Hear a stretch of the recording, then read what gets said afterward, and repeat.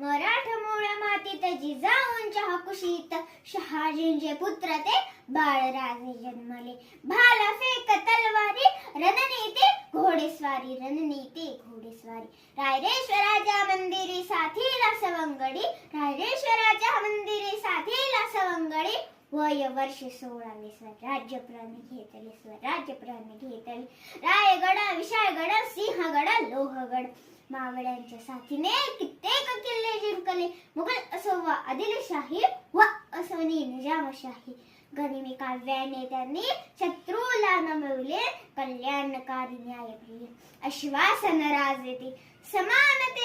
समानतेचे बीजही रयतेमध्ये रुजविले.